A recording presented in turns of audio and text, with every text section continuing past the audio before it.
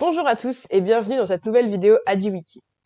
Durant vos études, vous allez probablement être amené à partager vos travaux sur un drive. Donc, chez AdiMaker, nous utilisons OneDrive, mais il en utilise beaucoup d'autres. Dans cette vidéo, je vais vous montrer depuis OneDrive comment rendre accessible au partage votre travail. Dans le cadre d'un livrable pour un projet, par exemple, il est recommandé de commencer par enregistrer votre Word ou votre PowerPoint sous format PDF. Pour cela, rendez-vous dans l'application Bureau. Vous vous dirigez vers Enregistrer une copie. Vous sélectionnez l'endroit où vous voulez stocker votre PDF. Et ensuite, vous modifiez le format. Donc par défaut, ce sera soit docx donc pour les Word ou pptx pour les PowerPoint. Et vous sélectionnez PDF. Maintenant, passons au lien d'accès.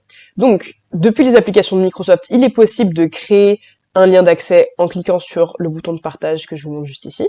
Depuis le Drive, il suffit juste de cliquer sur les 3 petits points ou sur ce même bouton qui est présent juste au-dessus. Et il y a une fenêtre qui s'ouvre, donc qui est la même pour les applications de bureau ou pour le Drive. Et c'est là qu'on va paramétrer notre lien. Et c'est donc la partie qui nous intéresse le plus.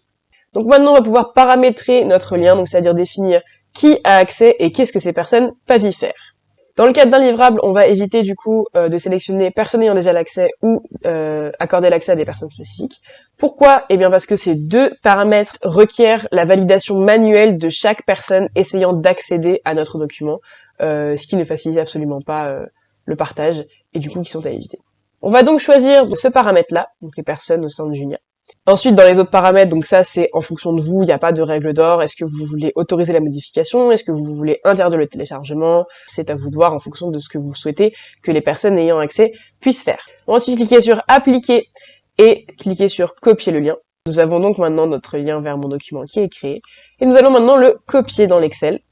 Donc nous voici dans l'Excel, donc nous allons sélectionner la case dans laquelle il est demandé de rendre un livrable. Nous allons faire un petit CTRL-V pour coller notre lien. Nous allons cliquer sur Entrée pour rendre ce texte du coup comme un lien hypertexte.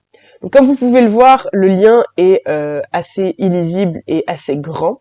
Dans ce cas-là, ce n'est pas un problème, mais dans certains Excel, cela peut modifier la structure du Excel. Donc pour éviter cela, on va prendre l'habitude de faire clic droit sur notre lien, de modifier le lien hypertexte,